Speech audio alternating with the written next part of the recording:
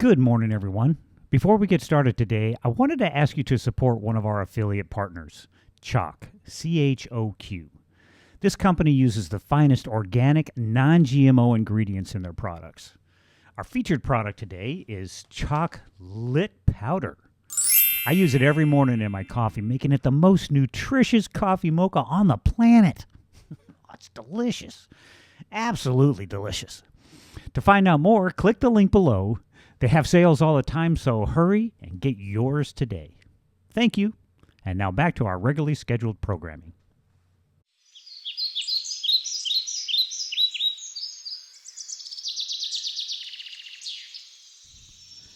Hey, good morning, everyone. I hope you're having a wonderful day already. Hope you had a wonderful night's sleep. I sure did. It was great. Stayed asleep when I was supposed to. But God has a lot of great things going on. I got a really, really cool surprise coming today. It was given to me today, I should say. Now, when I start the process of this, and from the beginning, every day my ritual has been this way. As I get up in the morning, I prep my vitamins and minerals that I'm going to be consuming later on. And then I come down, I pray and read the scriptures. I ask for the revelations from God. And then he gives me this inspiration, or I think that's a close word to describe that. But he gives me this inspired word to either read or talk to you about today when I do this. Okay. So it's a process of preparing and getting ready to receive the messages from God, and to read the scriptures and get those promptings from the Holy Spirit that guide me to what God wants me to talk to you about today. And today I was going through the book of Romans, and which is something that he made me read when I started this process at the beginning of the year. And so I'm starting to go through that. When he doesn't give me this really strong thing, because sometimes he does. Sometimes he pulls me completely out of my plan and says, "No, here, hold on, come here. I want you to do something else today." Okay, hey, I'm just following you. You just do whatever you want to do, Lord. You're the boss. Just have to do what you say. So gladly, and I accept the instructions and do exactly what he says, as any obedient person would do, right? So today, when I was reading through the book of Romans in chapter 5, we're talking about here, the discussion is more or less, well, now that we're under grace and not under the law, do we go ahead and violate the law? I mean, do we have to abide by that? Is that a strict rule? Like, no, you can't eat pork. You can't drink coffee. You can't drink wine. You can't drink alcohol. You can't eat whatever. You can't wear dresses. You can't wear pants. You have to cover your head. You have to, is all that stuff, am I bound by all of that stuff? And the revelation that was given to me today about that was that when we sin, when we were living in sin, when we were being disobedient, and when we were doing things that were outside the law, and here's the thing about the law. The law isn't designed to condemn you. okay?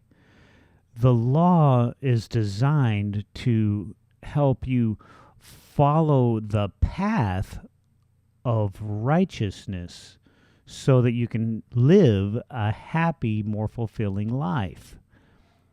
Please get that. The law is written as a path, a pathway, a guide, an instruction booklet on how, okay, gee, we say that life did not come with an instruction booklet, but if we look at this that way, if we look at the Bible, not just the confines of this, but any kinds of scriptures that talk about the wonderful works of God, anything that talks about that is a guide and a pathway to help you live a happy, more productive life. Especially, the simple things that Jesus said. There's two. Like in natural medicine, there's only two causes of illness: malnutrition and overwhelm of toxins. That's it. Those are the only two things. Take care of those two things, everything's fine. And like Jesus, two laws. Love the Lord thy God with all your heart, mind, and soul, and love your neighbor as yourself. Within all of that, all the rest of the law falls in line. Okay? So the law, when you follow the law, you'll have a happy, more productive life. You'll be more prosperous. You'll have more joy in your life. Your families will get along better. You'll get along with other people. You'll be able to help out in the community so much better. The world will be a so much better place when you're not seeking to murder your friends and relatives because you want their stuff. Thou shalt not covet. See? All of those things. So, sorry, you're getting that? So that the law was written as a guide for you to follow, as a roadmap for you to follow to live a happy, more productive life. Bottom line up front. Now, what it turned into was something to feel guilty about. Well, if I don't do that, then I'm sinning against God. Yeah. You're not following the path. You're not following the will of God. You're not following the path that God had set out for you. Yeah, so you're going to kind of feel guilty and ashamed when you're not doing that. We know that in the flesh. When you were a kid and your parents were telling you what to do, and you said, no, I'm not going to do that. I'm not going to go storming off to your room with all your righteous indignation. After a while, you felt guilty. Yeah, I probably shouldn't have probably should not have bit the hand that feeds me. Yeah, it probably wasn't the right thing to do. So you feel guilty. And if you wallow in that guilt, you start to get depressed. I'm such a horrible person. I don't deserve to live in this house. And you're showing me so much grace and compassion. You haven't beat me to death to make me do what you want me to do. Or you have. Because I don't know about you, but my parents did not spare the rod.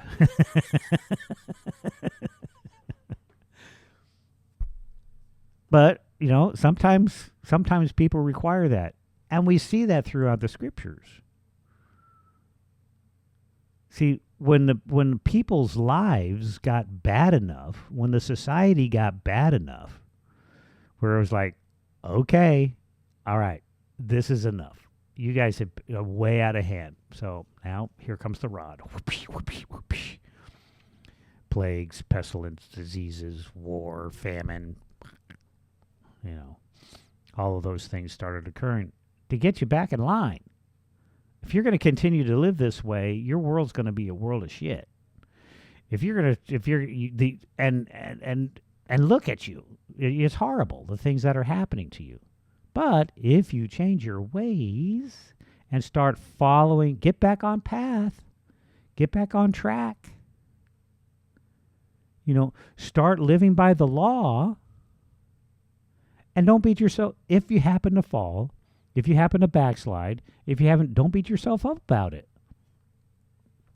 See, that's where the grace part comes in. Yeah, the law is there to help me live a happy, more productive life. But if I fall off the path for something, like, for example, let's say you're on a diet. Okay, you're a little heavy, like me. Getting that nice, firm, fluffy spare tire around your belt. And it's so nice. Now it rides above your belt. You don't have to hold it anymore. It just kind of puts your belt on and it kind of just sits there. Yeah. And then you walk around, and you feel like the Michelin man with just one spare tire around there. Maybe some of us have two. But you want to get rid of that. So it's like, okay, well, how do I do that? Well, first of all, you cut out all the sugar. What? Are you insane? Cut out the sugar. Okay, yeah, that's easy. I could do that. I can cut out all the sugar. Sure, and you're going to have to stop eating candy bars. What? Are you kidding me? I'm not going to stop eating. What if I'm going to lose weight? I guess I have to stop eating candy bars. Okay. So you go on this diet and say, okay, here's the rules that I'm setting out for myself. In order for me to be healthy and get rid of my spare tire, I'm going to cut out all chocolate candy bars. I'm going to cut out all soft drinks. All of them. I'm not going to drink them anymore. So you're going along, through your life and living good. You're feeling good. You're starting to lose your spare tire, and you go like, you know what? I've been doing so good. I'm going to reward myself with a candy bar. Well, you just erased all the good deeds that you did in the past. You've sinned against yourself. Yep, violated my law. Sinned against myself, violated my law, and now I feel. How do you feel? How do you always feel when you break your diet? Well, I feel guilty and ashamed. Guilty and ashamed because you did not follow your law. It's the way we feel when we violate God's law. Guilty and ashamed because we got off course. See? But see, that's where grace comes in. See, grace comes in when we're like, oh, okay, all right. So I ate my candy bar. I'm sorry. I'm only human. It's so good. Especially if you use cannabis. Everything tastes better with cannabis. That's why you get the munchies, because everything just tastes so good, right? I know. You say, yeah, that's right, Reverend Dr. Ken. Cannabis is good. It makes everything taste so much better. But anyway, getting off that subject. But see, things like that, you feel guilty and ashamed. But under grace, you can get back on track without feeling guilty and ashamed. You see, we ask for that forgiveness. Okay, man, I'm sorry. I'm going to get back on track. And you get back on track, and it's like, okay, my sin has been forgiven me. I have forgiven myself. Because I'm under grace now, I've forgiven myself. Now I can go on without feeling guilty and ashamed. Next week, I don't eat a candy bar. Next week, I might drink a soda. Get back off track, right? Feel guilty and ashamed. Forgive yourself. Ask for forgiveness. You're fall under grace. Okay. Your sins have been forgiven you. Go ahead. Continue. Don't feel guilty about it anymore. See, that's the thing. That's what God is trying to teach us here. Don't feel guilty about it. Once you have asked for forgiveness, don't feel guilty, because God has taken that sin, that request for forgiveness, and whatever that thing was that was done, has cast it as far as the east is from the west. He forgets it. Okay, God took care of it. God let it go. Now you let it go. We're under grace. The idea here is to, for the law to get us to recognize the thing, and that's why it was written, to recognize the thing and to see the things that we need to do in order to live a more happy, more productive life. Not to control the way that you live. It's not a bad thing. It's a good thing. I'm so glad that Jesus reduced it down to 2. Because, there can be an overwhelm of rules and regulations. And that can destroy also. We see that in our country. That's why the President of the United States now is trying to reduce the regulations, to reduce the rules, to reduce the laws and those things that are restricting the production of merchandise, of the good things. See, they put these laws in place to control, not to help things make better. You see, not to free it up to make better. They want to suppress and control. See, there are people that think that way. The devil believes that you want to suppress people. You want to control everything. The devil wants to control everything. But God says, no, here's the pathway to righteousness. Here's the pathway. Here's what you need to do in order to be successful. See, that's the way that the rules should be written. That's the way the law should be written. The law should be written in ways that say, okay, well, here, you want to do a great job? You want to do the right thing? Here's what you need to do. You need to make sure that your products are safe. Okay? When your products are safe, people will buy them. Okay? You need to make sure that your products will do the things that you say that they do. Then people will buy them. You can't force people to buy things. People have to do it willingly. You see? And that's the way the regulation should be. Yeah, make sure that it's safe. Make sure that it does the things that it does. Okay? Don't violate anybody else's rights while you're making your product. Simple, right? Seems. So when the guidelines are for that, then yeah. But if it's like, no, you have to do this paperwork here, you have to do this paperwork here, you have to pay these fines here, you have to, making it so difficult for people to continue or to do their jobs. See, then it suppresses people, and production slows down, and quality of work slows down. And these are just examples. Some of you out there, know what I'm talking about here. But what I want you to get is in chapter 5 of Romans. The discussion that they're having here is to help you understand that the law is written as a guideline, as something for you to follow in order for you to live a happy, more productive life. And if you stumble and fall and get off the path for whatever reason, you can always get back on track by recognizing, whoa, I'm off the path. It's time for me to get back on the path. You say, man, I'm sorry. Let me get back in on the path here. Let me get back on the straight and narrow road. Okay, we got it. I'm on there. Good. Okay. Yeah. I'm sorry. Sorry I went off the path, but right now I'm on it. And that's good. Forget the problem that you did, the mistake that you did. Learn from that.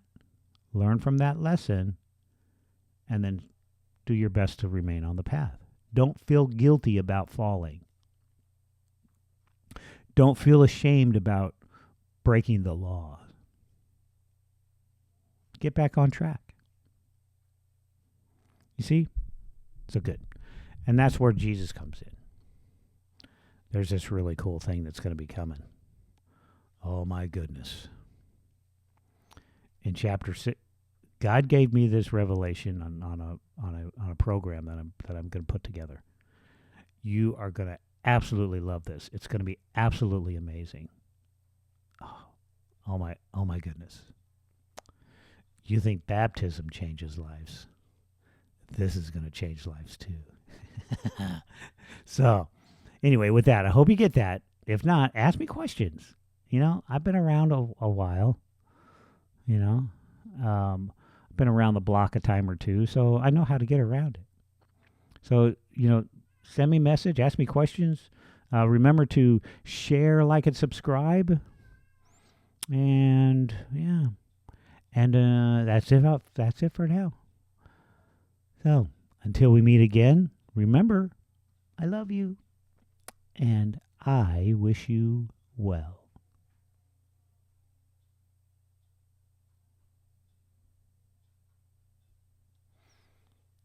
Hey, before you go, I wanted to remind you to click the link below to try chocolate powder. It's full of vital nutrients that'll help jumpstart your day. They have sales all the time, so hurry and get yours today. Thanks.